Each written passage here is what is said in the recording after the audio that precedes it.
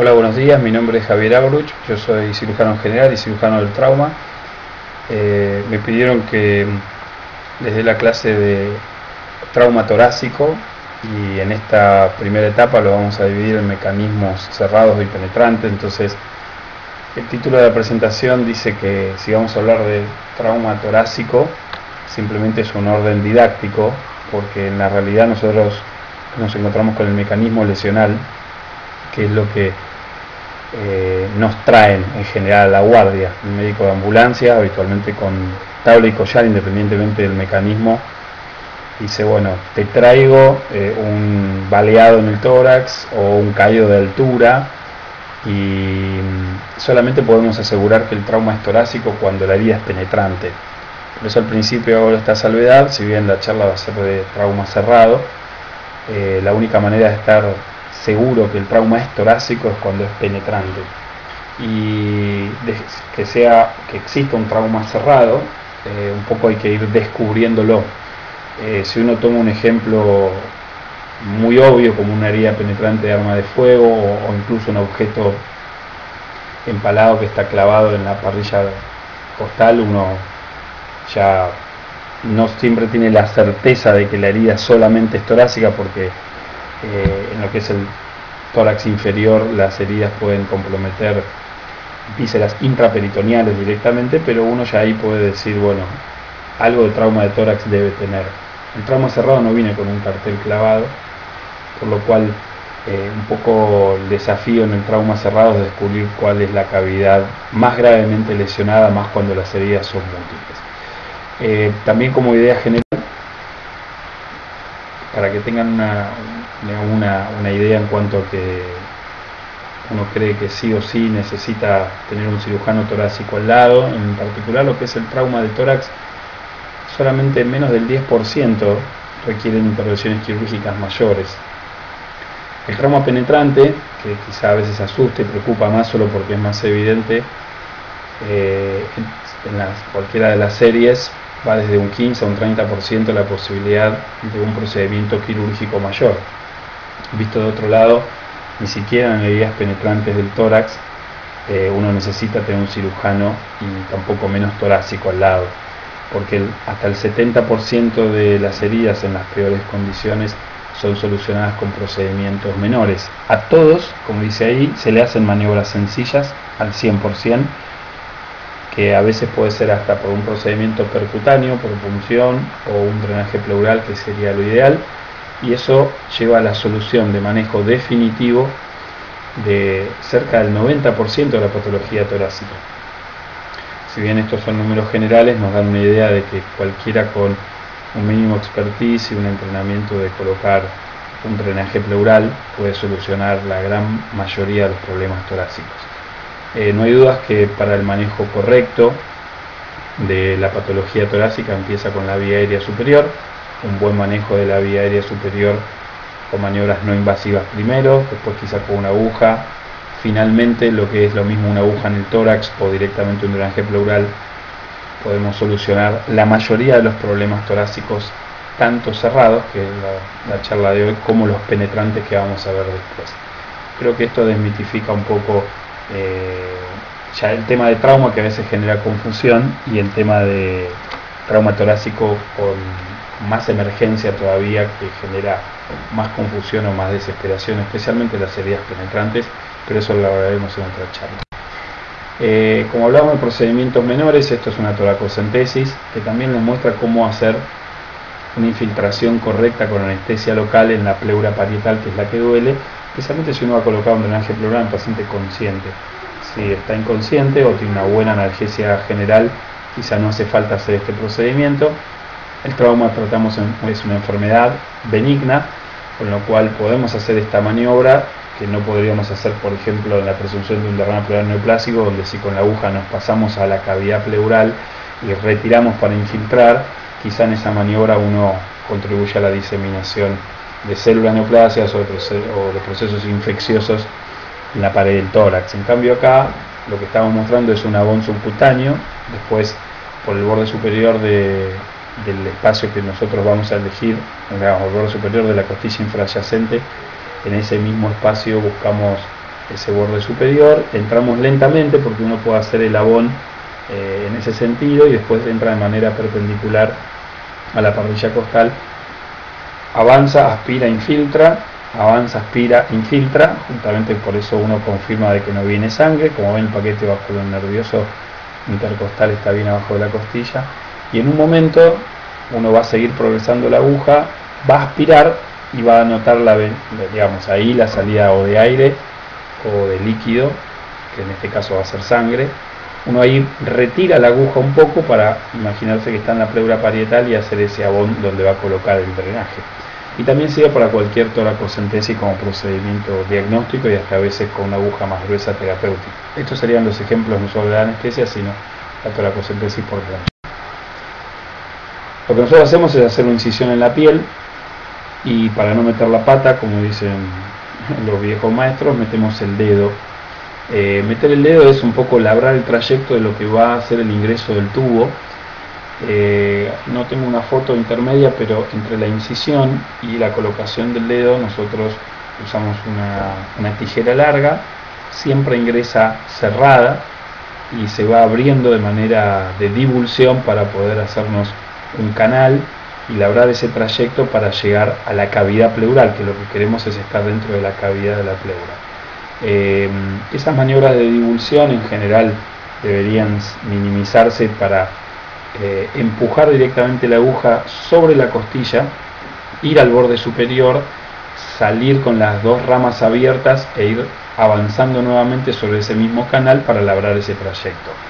El empujón final es con la misma maniobra, uno ingresa con la tijera cerrada, se apoya en la costilla, va al borde superior, empuja con control de esa tijera, es decir que si bien una mano, por ejemplo los que somos diestros, la mano derecha va a hacer el empuje sobre las anillas, con la mano izquierda le pongo un tope para no pasarme en caso de que el pulmón esté muy cerca, y una vez que yo siento cierto resalto de ingreso, vuelvo a abrir la tijera, la saco abierta, nunca hay que cerrar las tijeras en cavidades que uno no ve, entonces la saco abierta, eso me termina de armar el trayecto y a partir de ahí meto el dedo, confirmo que tengo la sensación de cavidad y que estoy en el espacio y estoy en la cavidad pleural, y en esa misma línea va a ingresar el tubo.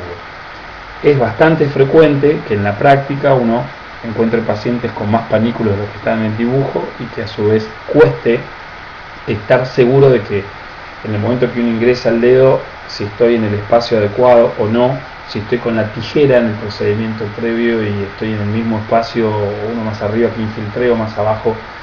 Cada vez que haya dudas, esté infiltrado o no con anestesia, siempre es mejor ir al espacio de arriba que al espacio de abajo. Lo digo por si en la práctica en algún momento tienen un tórax muy chico y tienen confusión cuál fue el espacio que infiltraron.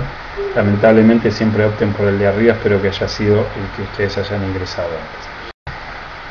Una vez que yo estoy seguro que labré el canal, que lo hice con el dedo, que estoy dentro de la cavidad, esta guía, igual que el dedo, es la colocación del tubo, que está fenestrado y que a su vez está guiado con una pinza curva.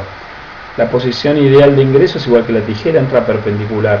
Ni bien entra, uno hace como una maniobra helicoidal de giro hacia el vértice apuntándolo para atrás. Y esa es la colocación del tubo. Cualquier tubo que esté metido dentro del tórax unos 10 centímetros y con alguna fenestra que ninguna quede afuera es suficiente para que cumpla su función. Habitualmente en lo más posterior, hacia la gotera posterior, es la colocación ideal y hacia el vértice porque los pacientes están acostados. Sepan que hay tubos que se colocan percutáneos por punción, como el Argyle, y es como una aguja de tejer, el mandril, que viene revestido por el drenaje pleural. La colocación se hace como en un percutáneo, directamente con una incisión chica, y se puede entrar sin palpar nada, porque está preparado para eso. Así todo, yo creo que es menos malo y puede ser seguro hacer la primera divulsión con la tijera, entrar aunque sea con el dedo meñique y después, sabiendo que estoy en la cavidad, para no lesionar algo involuntariamente que puede ser de mínima al pulmón, o si caí muy abajo o muy anterior, alguna víscera intraabdominal a través del diafragma, estar seguro que estoy en la cavidad y después ingreso con el Argyle. De hecho, igual está preparado para entrar por punción directamente. Esta es la colocación del drenaje y por eso yo insisto tanto, porque me detuve en explicarle estas maniobras que no dejan de ser sencillas, necesitan una mínima práctica y tienen una altísima efectividad incluso como tratamiento definitivo, hasta de un paciente que por cobertura no se nos derivan de otro lado, donde la atención primaria fue con un drenaje pleural y después queda con el mismo tubo y con eso se resuelve. Bueno, en este dibujo se ve que el tubo está colocado al vértice, está dentro del tórax, que no es algo menor, dentro de la cavidad pleural, porque también ustedes pueden quedar endotorácico extrapleural, porque hay una fascia en ese lugar ahí también, por eso hay que perforar bien la pleura parietal. Sensación de cavidad e ingresa el tubo. El único error del dibujo es que está puesto para arriba, como cuando yo lo coloco en el inicio. La imagen de la parte del tubo que está fuera del tórax del paciente siempre tiene que ir para abajo en el frasco bitubulado, y en la conexión que va, el frasco bitubulado justamente tiene dos tubitos, uno que es corto que va siempre al ambiente, y uno de los tubos se profundiza en el frasco y la conexión debería estar hecha ahí, y justamente esa profundización debe estar tapada con un sello de agua que permite que todo lo que entra, digamos, a ese frasco no vuelve a la cavidad torácica. Ese sello unidireccional, por ejemplo, si yo tengo aire, el aire del pulmón es fraccionado con alguna laceración, genera aire en la pleura, está drenado a través del tubo, ingresa por el tubo al frasco bitubulado, al tubo largo que va bajo agua, siempre los tubos tienen que tener agua, y ese aire se mezcla con el agua y sube a la atmósfera y no puede volver a entrar por ese sello de agua. Cuando sale algún fluido, simplemente aumenta el volumen y la cantidad que uno mide en el frasco bitubulado. Así que el frasco de bulo es el reaseguro de que las sustancias, sea lo que sea que haya salido, no vuelven a ingresar a la cavidad torácica, siempre y cuando uno tenga la precaución de que el frasco esté desde la entrada de la línea torácica, donde se ve la incisión, por debajo de ese paciente. Conozco la anécdota de un cirujano torácico que nos contaba que cuando trataban empiemas, los pacientes casualmente muchos hacían fiebre a la misma hora del día, se dieron cuenta que cuando limpiaban a la tarde, las señoras de limpieza subían los frascos bitubulados sin clampearlos, entonces todo el contenido purulento volvía a ingresar a la cavidad torácica. Así que por eso, si uno va a movilizar el frasco, es bueno clampearlo y subirlo y tratar de minimizar los clampeos lo más posible, especialmente si la salida es de aire, porque si ustedes tienen una aerorragia persistente con un drenaje clampeado, ese neumotórax va a ir creciendo y va a terminar siendo hipertensivo. Bueno, esto simplemente es una foto ilustrativa de cómo se hace un procedimiento mayor, que como ya les dije es infrecuente, es una toracotomía anterolateral izquierda, es la toracotomía universal en la urgencia. En el dibujo la cabeza del paciente está a la derecha y los pies a la izquierda, y se hace por debajo de la tetilla en el cuarto espacio intercostal, donde uno tiene rápidamente acceso en la pared del tórax a la pleura, al pericardio, al corazón y eventualmente a la aorta si hiciera falta clampearla. Pero bueno, estas maniobras no son habituales para la mayoría de los traumas torácicos, especialmente el cerrado, ¿sí? Esto lo dejamos más para el penetrante. Y les pongo esta foto porque también la van a ver en el penetrante, que es un ejemplo de una toracotomía anterolateral izquierda, como vimos en el dibujo, y la prolongamos hacia la derecha. Acá el dibujo, digamos, la foto coincide con el dibujo, la cabeza del paciente con un campo está tapada hacia la derecha de la foto y los pies están hacia la izquierda, la estamos viendo nosotros desde el lado izquierdo, y si miran el hemitórax derecho, bien alto, supongo que a la altura más o menos del segundo espacio, se ve el orificio de una herida de arma de fuego, que era un orificio de entrada, que era transfixiante de tórax y tenía salida en el hemitórax izquierdo. Por eso se hizo esta incisión, que es una toracotomía bilateral que se llama clamshell ultra excepcional. Muy raro, ¿verdad? Bueno, el trauma cerrado, que es lo que nos convoca a la charla, nosotros en general lo agrupamos como en un medio urbano. Lo más común es una desaceleración frontal, que es la colisión vehicular, una desaceleración vertical, que es la caída de altura. Habitualmente con esos mecanismos nos manejamos para entender qué es lo que le pasó, porque el que lo trae en ambulancia te dice, bueno, cayó de altura. Entonces uno ya ahí puede empezar a pensar algunas cosas de la lesión que pueda tener. ¿Qué es lo que nosotros buscamos en el trauma de tórax? La mayoría de los pacientes van a tener neumotórax o hemotórax simples, no complejos, no graves, y habitualmente están asociados a fracturas costales. Acá en esta radiografía se puede ver a la derecha de la foto varias fracturas costales, y después se puede ver en la parte superior, no sé si el mouse acá lo puede marcar, acá se ven las fracturas costales, y en la parte superior se puede ver el borde del pulmón.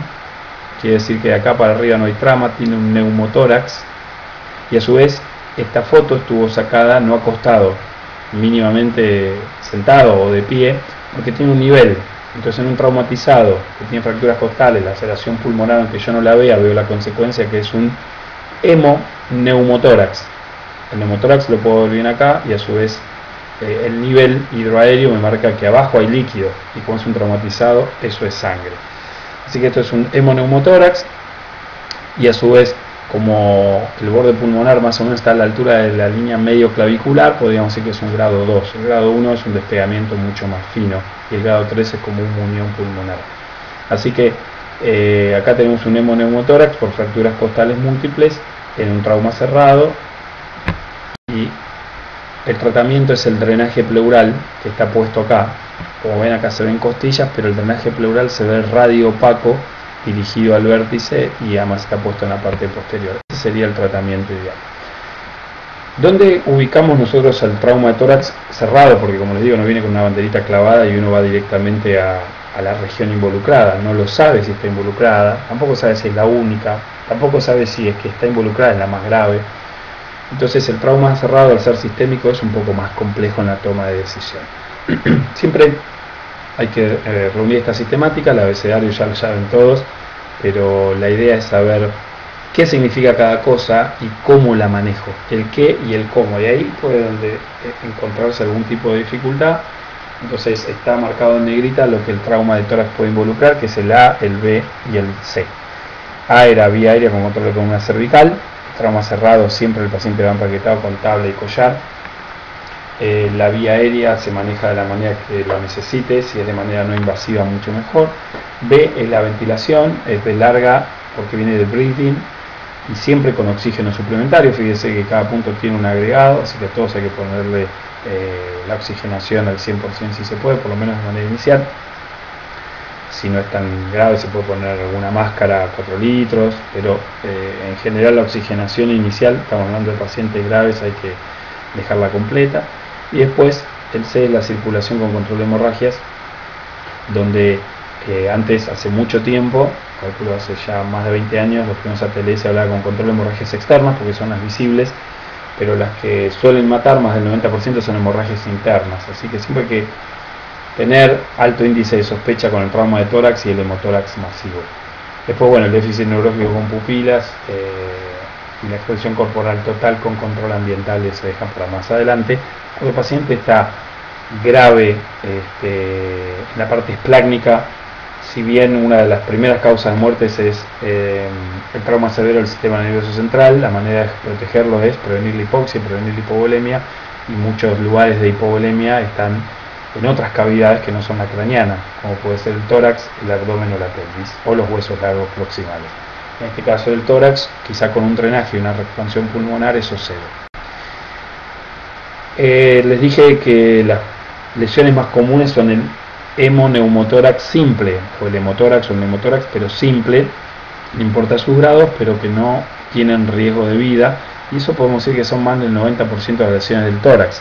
Hay un pequeño grupo que sí tiene lesiones potencialmente mortales, y son las que ahí uno, siguiendo la sistemática de atención, debería ir a buscarlas, llevárselas por delante, simplemente con semiología, y con esos pasos simples ahí uno puede detectar si es que existe una lesión endotorácica o no.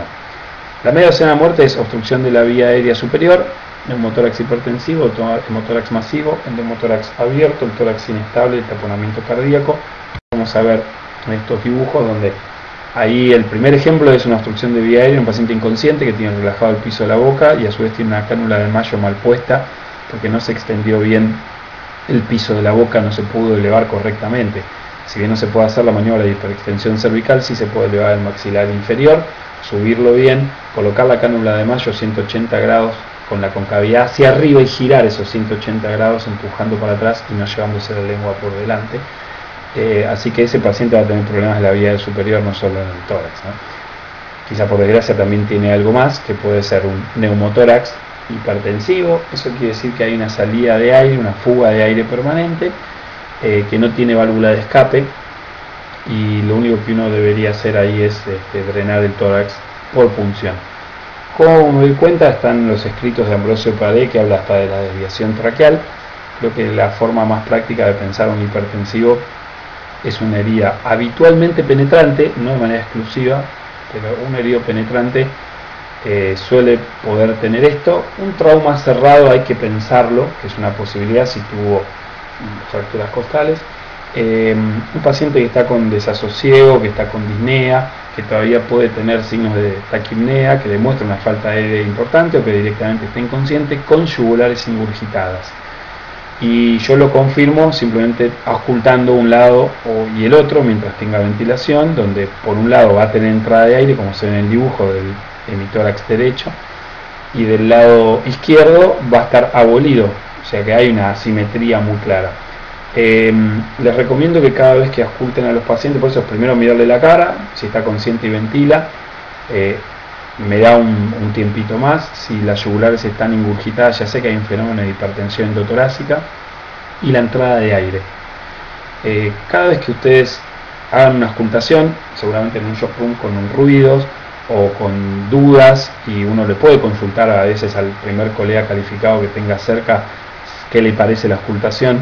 Ante la más mínima sospecha de asimetría se recomienda colocar un drenaje pleural. No hay que esperar a que haya abolición de los ruidos pulmonares. El otro ejemplo es el neumotórax abierto, donde se ve un agujero en el tórax. Por suerte son agujeros chicos, que son menos de 2/3 del diámetro de la laringe, con lo cual el aire no entra preferentemente por ahí. Un paciente consciente lo que hace es contraer el diafragma, hay presión negativa en la pleura, y eso en condiciones normales hace expandir el pulmón. En condiciones anormales hace que, al haber un poco de presión negativa en la pleura, el aire empiece a entrar por ese agujero torácico y no a través de la laringe, o sea que es un tipo de asfixia.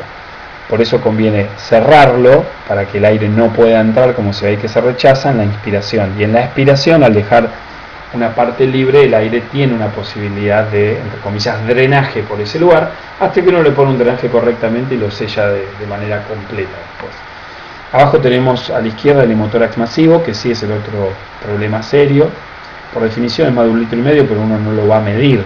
Uno ve que el paciente tuvo un traumatismo severo, que a su vez tiene signos de shock.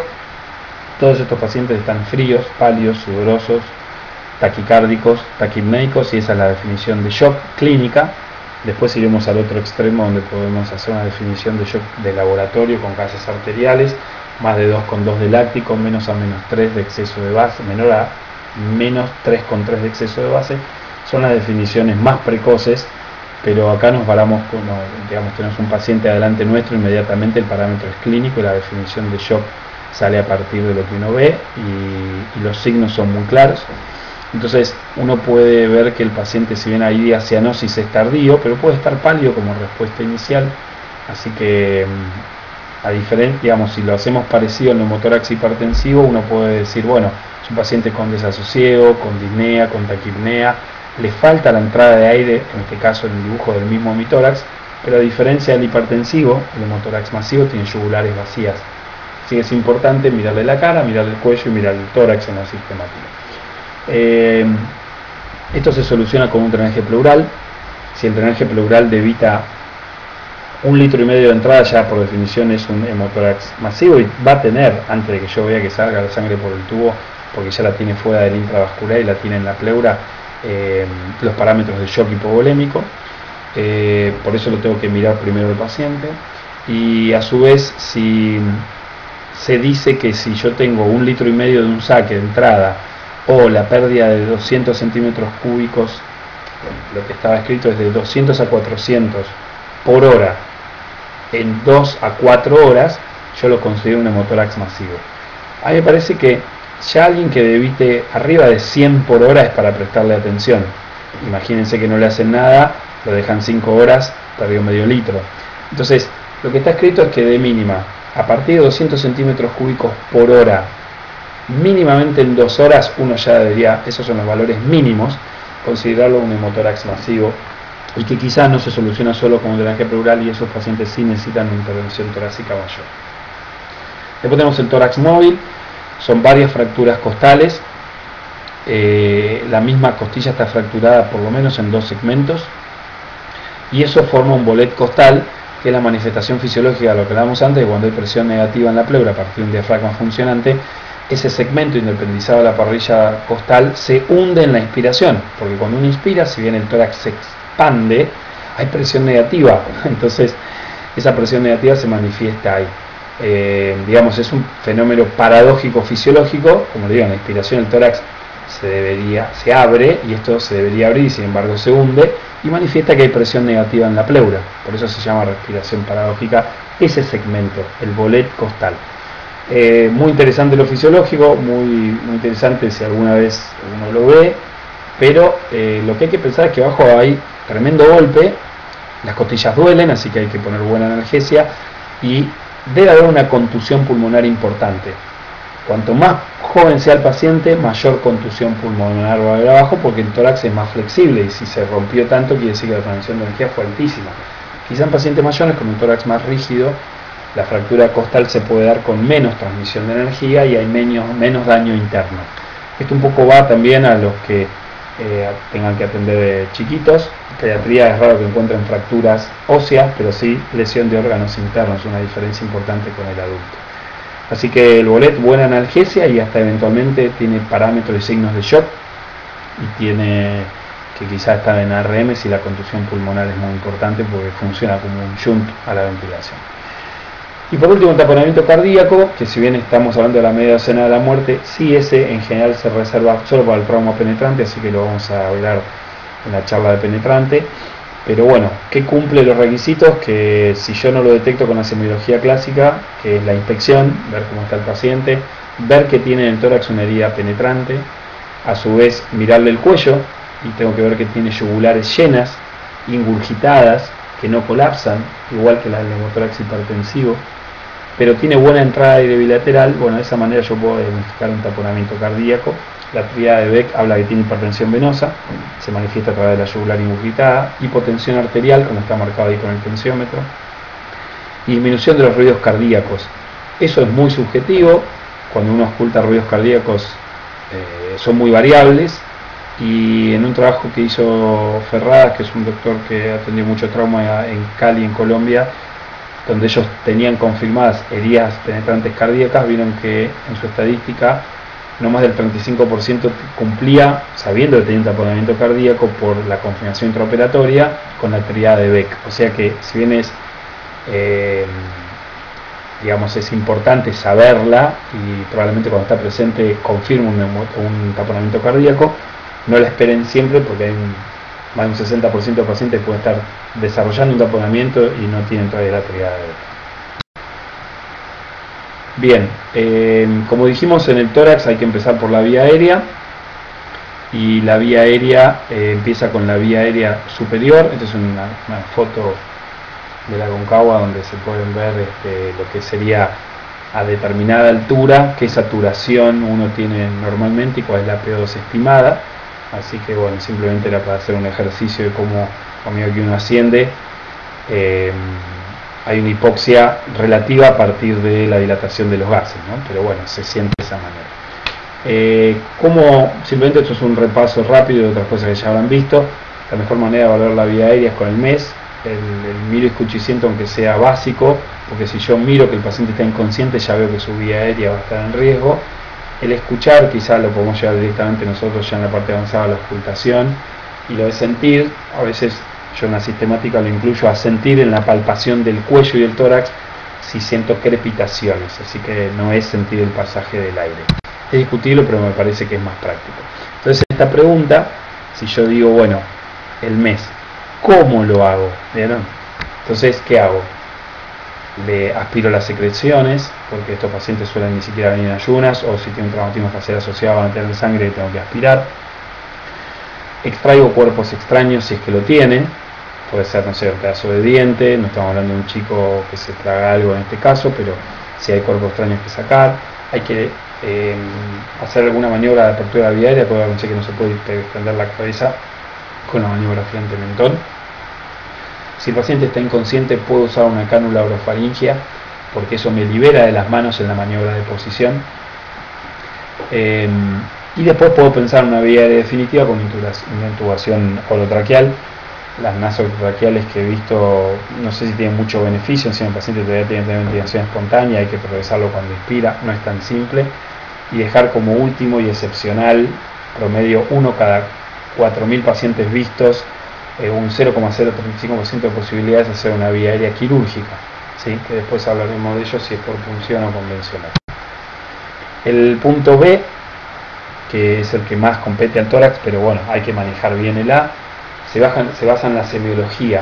Entonces yo tengo los 4 pasos semiológicos ahí y digo, bueno, ¿cómo con inspección puedo detectar un neumotórax abierto? Bueno, porque le miro el tórax, lo mismo que el tórax móvil.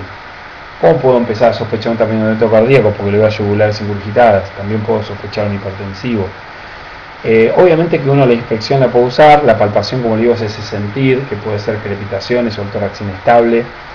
Percusión es muy difícil de hacerla, pero bueno, yo ahí puedo también percutir y decir, bueno, un neumotórax hipertensivo es más sonoro y el neumotórax masivo es mate. Y la auscultación, donde no le entra el aire, me sirve para el hipertensivo, el masivo y el taponamiento cardíaco, pues ahí justamente el aire le va a entrar bien. Un poco mirándolo desde otro lado, haciendo esta semiología básica, uno puede detectar cualquiera de esas 6 patologías de la media docena de muerte con obligación de detectarla sin estudios complementarios, solo con la semiología. Entonces, ahora, ¿cómo hago el manejo del punto B? Bueno, el manejo de la vía aérea superior, que ya tuvieron una clase aparte de eso. Puedo usar una aguja o puedo usar el drenaje pleural en el tórax, y con eso puedo tratar la mayoría de esta media docena. Ya lo vimos antes, como les decía, que una de las patologías más graves que afecta al punto C es el hemotórax masivo, y yo veo al paciente con signos de shock. Todavía no le puedo hacer ni un laboratorio. Frío pálido, sudoroso, taquicardia o taquipneico con alteración de la conciencia. Tiene shock hipovolémico porque hay un mecanismo lesional que lo hace hacer así. No es un paciente que está en la sala, no es un paciente cardiogénico de entrada, es un paciente que recibió una gran transmisión de energía, por eso es un traumatizado, se habrá roto algo, tiene la canilla abierta, tiene signos de shock. Es cierto que hay otros shock, como por ejemplo el neumotórax hipertensivo, es un fenómeno cardiogénico por acodamiento de las cavas, pero en un traumatizado debería buscar siempre el hipovolémico. Hay algunos parámetros un poco ya más objetivos de lo que es taquicardia, hipotensión, alteración del sensorio, mala perfusión general, que la puedo ver desde lo periférico hasta lo central si orina muy poco. Y dejo, por eso yo siempre pienso en shock, la gran mayoría son hipovolémicos, y después también más chico está estos fenómenos cardiogénicos, también los neurogénicos, pero en el tórax voy a pensar más que nada, como en cualquier traumatizado importante, en el hipovolémico. Entonces, ¿qué quiere decir esto? La pirámide de presión, si ustedes solo miran el vértice y le toman la tensión arterial, van a ver que el paciente tiene, no sé, 90 de sistólica. Para un adulto grandote no está bueno, no está bien. Y es un poco ver la punta del iceberg como un signo real, pero tardío. Hay algunos signos clínicos un poco más precoces. Si recordamos que la pirámide de presión está formada por el volumen minuto para la sistólica, la resistencia vascular sistémica para la diastólica, y que a su vez el volumen minuto es frecuencia cardíaca por la eyección del volumen sistólico, y que a su vez se nutre un 70% de lo que viene por las venas, más en realidad, pero el 70% de la volemia va a estar en las venas, y toda esa precarga que le llega a formar el volumen sistólico está en pérdida. El volumen sistólico cae, la frecuencia cardíaca por compensación aumenta. Entonces, siempre la respuesta a la hipovolemia es compensatoria. Baja la frecuencia cardíaca, baja el volumen sistólico, aumenta la frecuencia cardíaca, paciente taquicárdico, para tratar de sostener el volumen minuto. En paralelo con todos los mecanismos humorales, la respuesta también compensa lo sistémico, lo periférico, y lo que hace es, el paciente se pone frío, pálido, sudoroso, como signo de redistribución de flujo hacia órganos más nobles, y disminuye lo que es la perfusión periférica. Todo eso para sostener la TA. Depende del volumen de pérdida, veo si esto se sostiene, si la pérdida fue poco, no tiene una repercusión en la tensión arterial, si la repercusión fue mayor, sí la va a tener, y estos mecanismos compensatorios, que insisto son más precoces, no van a estar, y va a caer la tensión arterial también. Entonces, acuérdense que el parámetro objetivo son los gases arteriales, un láctico mayor a 2,2, un exceso de base menor a -3 hace que con esto yo defina shock objetivamente. Y como tuvo un trauma, este tipo de shock es hipovolémico, está perdiendo sangre, y el trauma es una enfermedad quirúrgica, tú cumple la teoría epidemiológica, el agente etiológico es la transmisión de energía, y es quirúrgica porque se soluciona comprimiendo una herida, y la gran mayoría, como le digo, en un quirófano, porque el 90% de las hemorragias graves son hemorragias internas, solamente en un 10% son hemorragias graves externas. El manejo inicial de cualquier shock hipovolémico es poner 2 vías periféricas, mínimo 2, sacarle sangre, agruparlo, después le puedo pedir el resto de la rutina, si es una mujer en edad fértil y unidad beta, le pongo 2 litros de solución fisiológica tibia, que ahí no lo dice, tiene que estar tibia, y en base a eso, como no puedo meter en un frasco cuánta sangre perdió, veo la respuesta hemodinámica, que ahí se abre todo el otro capítulo de cómo responde. Si la respuesta es buena, la pérdida fue poco, si la respuesta fue temporaria, la pérdida puede seguir, o fue más grande, tengo que seguir con los fluidos. Si la respuesta es nula o no alcanza a reponer los parámetros hemodinámicos aceptables, uno sabe que además de pasarle sangre, probablemente a ese paciente tenga que operarlo, y a su vez la pérdida debe ser siendo importante y activa. Fluidos, como siempre, solución fisiológica tibia, eventualmente completado con sangre y con cirugía para cerrar esta lesión abierta.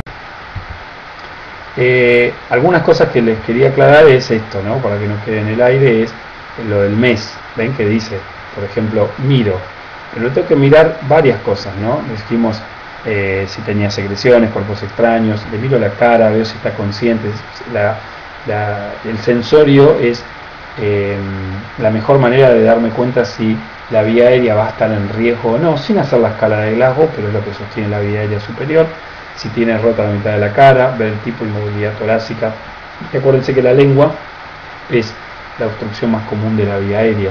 ¿Por qué? Por inconsciencia. O sea, está con hipovolemia, tiene poco flujo, como decimos, no le llega agua al tanque, el cerebro no está bien irrigado, deterioro del sensorio, relajación muscular de todos los músculos, algunos no son esenciales para la vida, o sea, cuádriceps, pero los del piso de la boca sí, y eso le genera la obstrucción propia de la vía aérea. Así que ese circuito es el que hay que entender desde la hipovolemia a la relajación muscular. Yo al abrir la vía aérea superior le levanto una barrera. Después viene a empujar el aire, que puede ser con un dispositivo bolsa válvula máscara, que puede ser con un dispositivo avanzado invasivo, pero bueno, eso es otro tema. Le escucho, si el paciente habla me deja tranquilo, pero si escucho ruido ya no me deja muy tranquilo. Así que inicialmente el que habla sí me va a dejar tranquilo. Y como le digo, el sentir es, sí, yo puedo sentir como un RCP básico, un pasaje de vía aérea, eso simplemente está escrito, pero es más útil palpar y buscar las explicaciones. Algunas cosas de la anatomía para que vean un poco de lo que hablamos. El diafragma es un límite anatómico mecánico y el opérculo torácico es un límite anatómico pero convencional. ¿Y para qué me sirve saber esto? Que si yo tengo una efracción de aire de cualquier sector de la vía aérea al mediastino, yo lo voy a ver en el cuello o en la cara. Saber eso, que a veces es muy impresionable o uno se asusta por lo que puede pasar a nivel de la cara al cuello subcutáneo, en realidad me está mostrando que hay aire en el mediastino, ese neumomediastino subió porque el límite entre el tórax y el cuello es convencional, no es mecánico, no hay un diafragma que lo corte, no hay una barrera mecánica, y a su vez tengo que estar muy atento a la pleura. O sea, que yo vea a alguien con aire, que lo palpe subcutáneo o que lo vea muñeco de Michelin, lo que me alerta, como puedo pasar con unas cuestiones, bueno, endoscópicas, ¿no? Hablando de otro tipo de trauma, donde a veces un neumomediastino es muy manifiesto y uno no sabe qué hacer, siempre tiene que ir a buscar lo que no ve, que es la pleura. ¿En qué pleura no entra el aire? Y ahí hacer la punción y después colocar. ¿Por qué le pongo esta imagen y vuelvo un poquito perdón, para atrás? Porque cuando ustedes ven una placa de tórax, muchas veces ven las fibras musculares disecadas cuando hay aire subcutáneo, neumomediastino y aire subcutáneo. Acá veo lo que es el muñeco de Michelin. Tendría que dar la foto tenemos un paciente donde justamente estaba así, incluso con más aire en los párpados, y después pasa a la normalidad total, y solo con un drenaje pleural esto se pudo haber solucionado. Esto es muy evidente, como le digo, habitualmente genera cierta ansiedad en el manejo, no hay que hacerle cortes ni nada, hay que pensar en las pleuras, ¿sí? Ven como acá está la placa, donde se ve todo el músculo pectoral mayor con sus fibras disecadas. ¿Dónde se origina este problema? En este neumomediastino. Acá lo que es la pleura mediastínica está despegada. Acá se ve muy bien el despegamiento de la pleura mediastínica. Aire en el mediastino, opérculo torácico sin límite mecánico, aire a nivel subcutáneo, muñeco de Michelin en la cara, crepita por todos lados, tengo las fibras musculares disecadas y lo único que tengo que hacer es confirmar que las pleuras tengan o no buena entrada de aire. Acuérdense que bueno, esta es la región mediastinal, por eso las pleuras mediastínicas están acá. Tenemos cada pleura parietal por fuera, pleura mediastínica por dentro, pleura visceral y la cavidad pleural en el medio, que es lo que nos interesa. Y paso a recordar que el mediastino también tienen tráquea, bronquios, lugares donde puede haber fracción aérea, y a su vez tiene los grandes vasos. Bueno, esto también nada más para recordar lo que recién hablamos de mediastino y de pleura, para que vean que cuando uno toca costillas por fuera, puede estar a través de las costillas olvidando que hay vísceras intraperitoneales, abdominales, en lo que es la región torácica inferior. Esta región, que se llama tóraco-abdominal, recubre vísceras que indudablemente son abdominales. Por ejemplo, ¿quién va a dudar que el vaso está dentro del abdomen y sin embargo está recubierto por parrilla costal? Buena parte del estómago también, más si uno está acostado. Buena parte del hígado también recubierto por parrilla costal. Por eso homologar a la palpación costal solamente el pulmón es un error. La pleura puede ser, pero el pulmón no. Por eso está puesto este dibujo donde siempre les recuerda que las heridas tóraco-abdominales, las que son de torácicas bajas, imagínense que en una expiración forzada el hígado puede subir hasta el cuarto espacio intercostal, como acá está marcado. Así que ojo con pensar que solo las lesiones son pulmonares. Pleurales puede ser, pero a veces abdominales también. Bueno, la media docena de muerte ya habíamos hablado, así que en esto no me voy a detener, pero hablando un poquito de cada uno de manera rápida. Un neumotórax hipertensivo, tengo un paciente con shock, yugulares ingurgitadas y no le entra el aire del lado donde tenga la hiperpresión torácica. Y habitualmente es por trauma penetrante, pero no lo desestimen, y ante la más mínima duda, sin esperar a que haya evolución del murmullo vesicular, hay que colocar un drenaje pleural. Siempre hay que descomprimir. Incluso la punción se debe hacer, como ya lo deben saber, sin placa confirmatoria. Tengo un mecanismo convencional compatible, un paciente con signos de shock, como dijimos, disnea, taquipnea, frío, pálido, sudoroso, y a su vez no le entra el aire de un lado, lo tengo que punzar, no esperar la placa y después le coloco el drenaje. Esto es lo que habíamos visto antes del neumotórax hipertensivo.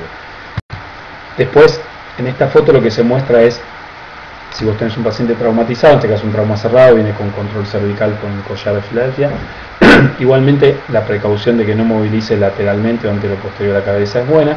Se marca la línea medio clavicular a la altura del segundo espacio. Se toca la horquilla externa, se va hasta el ángulo de Lewis, un dedo por arriba, un dedo por abajo. El dedo por abajo me marca el segundo espacio a la altura de la línea medio clavicular. Ahí puedo hacer una punción. De hecho, antes ahí se colocaban directamente los drenajes pleurales. Acá tienen la colocación de una punción. Mi única recomendación de esta foto es que acá tiene la horquilla external, ángulo de Lewis, segundo espacio. Está muy cerca de la línea media. Esto es mejor hacerlo a la altura de la línea medio clavicular, porque el paquete mamario interno pasa a 4 centímetros del borde external, con lo cual es mejor hacerlo un poco más lateral. Total, el pulmón está todo colapsado, es un muñón, donde ustedes puncen, no van a punzar más que pleura, entonces no van a llegar al pulmón. Acá están los vasos mamarios, cuidado con esto, y ven que ya tiene preparada la colocación para el drenaje pleural. Acá tengo línea axilar anterior, línea axilar media. En este sector, a altura de más o menos del tercer espacio, sería el lugar para colocar el drenaje pleural, y que quedaría colocado de esta manera. Punzado se saca después cuando uno ya colocó el drenaje pleural, y con eso es la solución definitiva al tratamiento de, por ejemplo, un neumotórax hipertensivo. El neumotórax masivo, ya dijimos sus definiciones. Lo mismo, tengo un paciente chocado, yo cuando lo miro no sé que tiene un neumotórax masivo, no sé si ni siquiera tiene un traumatismo de tórax cuando es un trauma cerrado, me doy cuenta porque tiene signos de shock, porque lo veo, las yugulares en este caso ya están vacías, o sea, puede tener cualquier cosa, pero cuando lo oculto me encuentro con que no le entra de aire de un lado, y ahí le debo colocar el drenaje pleural. El neumotórax masivo, y ahí se ve la cantidad de sangre, que habitualmente con el drenaje pleural no requiere una intervención quirúrgica mayor. En una placa van a ver un velamiento de esta manera. Insisto que este velamiento se habrá hecho vertical, sentado o parado, porque si estuviera acostado ustedes ven todo esto velado. Y de repente cuando el velamiento es menor se pueden confundir el hemotórax con una contusión pulmonar, que no debería requerir un drenaje pleural. Ante la duda, si el paciente tiene signos de shock, es menos malo una contusión pulmonar colocar un drenaje pleural que no tiene morbilidad y puede tener una gran efectividad ante la duda diagnóstica de dejar un hemotórax que siga aumentando.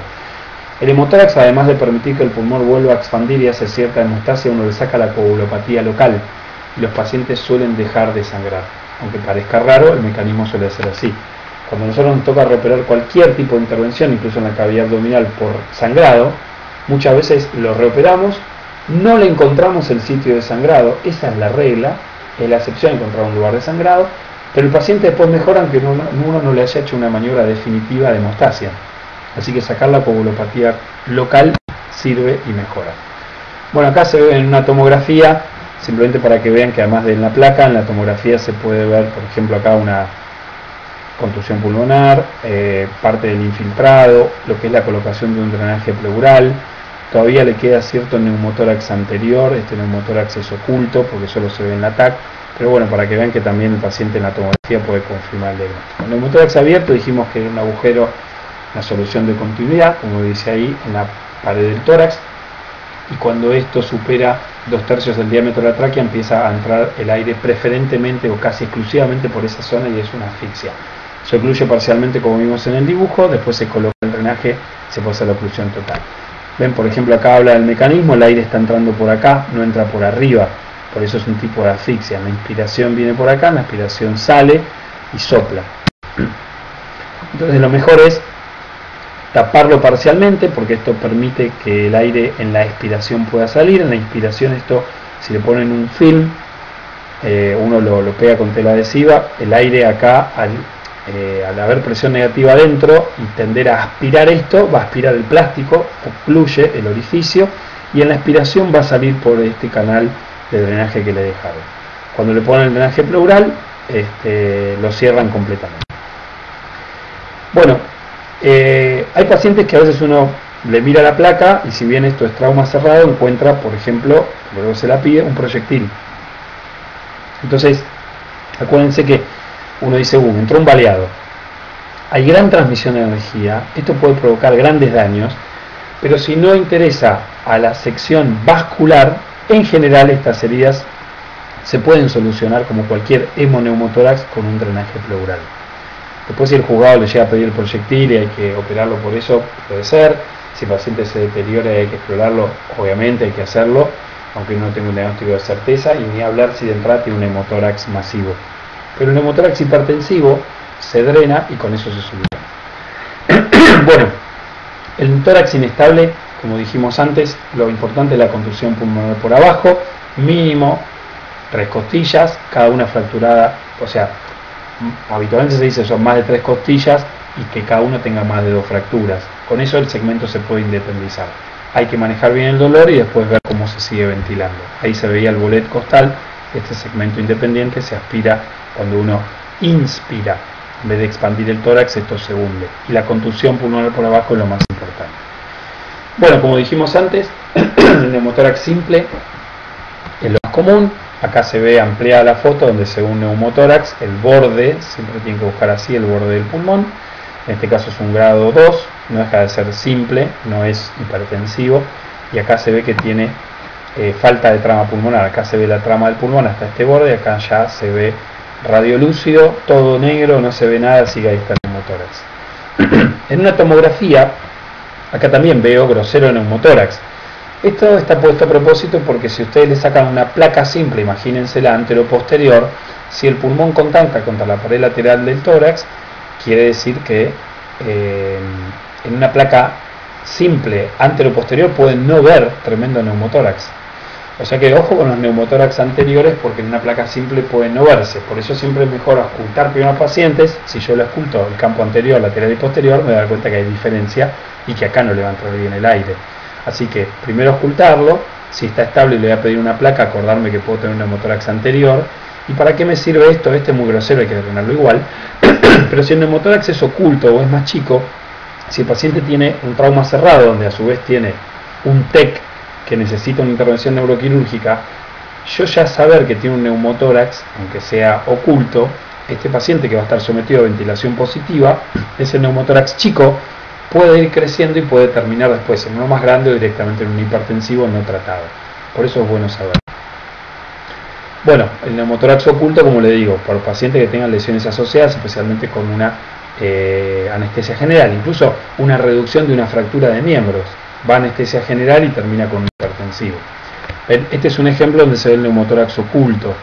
En una placa anteroposterior esto no se ve, en una auscultación esto no se distingue, y es esta falta de expansión pulmonar acá, que es bueno saberla cuando va a estar sometido a ventilación positiva invasiva. Entonces acá ya sé que tengo un posible riesgo de neumotórax. Yo en un caso que tuvimos así, con traumatología, fue en un trauma sistémico, cuando fue al quirófano justamente a reducirse una fractura, yo ya sabía que tenía neumotórax oculto, la anestesióloga lo sabía, esperamos, siempre ventiló bien, le bajó un poco la presión de ventilación, nunca tuvo inconvenientes, no hizo falta drenarle la pleura, porque a veces no es que sigue con la efracción de la aerorragia persistente, de repente es una laceración chica, la hizo y después la ventilación positiva puede volver a abrir la lesión, pero en este caso no hizo falta, pero hay que estar atento de que hay que drenarlo. Después está el neumotórax simple, como dijimos antes, en este caso pacientes de pie, veo un nivel, si está acostado veo todo un velamiento, obviamente es un hemoneumo, ¿no? Porque tiene las dos cosas, y cuando veo líquido en este caso se llama hemotórax por el mecanismo lesional, que seguramente es sangre. La ruptura de bronquio es rara, la aerorragia persistente la veo siempre, sigue perdiendo aire, y en el tubo, en el frasco bitubulado, tengo una burbuja gruesa, se ve más en el trauma penetrante. La ruptura de esófago es lo mismo. ¿Por qué cada vez que uno ve un neumotórax en la placa busca la fractura costal? Para asociarlo al pulmón. Ahora, si ustedes tienen un neumotórax sin fractura costal, piensen en el esófago, pero más que nada en el trauma penetrante. Si hubiera que abordar un esófago, el abordaje se hace del lado derecho por el entrecruzamiento de la aorta, después impide hacerlo correctamente. Y justamente hablando de aorta, bueno, hoy un angiotac yo creo que les da ya el diagnóstico. Cuando no estaba este método disponible había muchos signos radiológicos. Yo creo que para pensar en una ruptura de aorta tiene que pensar en una alta transmisión de energía. Habitualmente se sospechaba en una placa por un mediastino ensanchado. Una tráquea desviada también podía ser un neumotórax hipertensivo. Cuando se veía un hemotórax superior, podría considerarse que había alguna laceración de vasos mediastinales. Un hemotórax izquierdo, justamente por eso uno el esófago lo aborda por la derecha, con el cruzamiento aórtico que baja la aorta descendente hacia la izquierda, que el botón aórtico no se vea muy bien, pero bueno, creo que las fracturas costales altas o la fractura escapular es un buen parámetro, pero uno toma en general el mediastino ensanchado, ¿no? Acá se ve un mediastino ensanchado, pero también pueden pensar que también hay otras causas, ¿no? O sea, algo le pasó al mediastino, sangre con la aorta o aire. Acá hay un despegamiento, se puede ver lo que es mediastino, pericardio, despegado de lo que es el contenido pericárdico, ¿no? Bueno, como les digo acá, para concluir, lo que hay que pensar en el trauma de tórax es que el cerrado no me lo avisan, lo tengo que ir a buscar. Lo debo buscar primero con semiología básica, si no encuentro nada le puedo pedir estudios complementarios y después la conducta se soluciona habitualmente o con una aguja y en general con un drenaje pleural, donde cerca del 90% va a ser el tratamiento definitivo de cualquier herida, y les anticipo que las penetrantes también. Por eso me parece que es la mejor manera de haber insistido en cómo colocar un drenaje pleural, porque así van a poder tratar a muchos pacientes. Muchas gracias.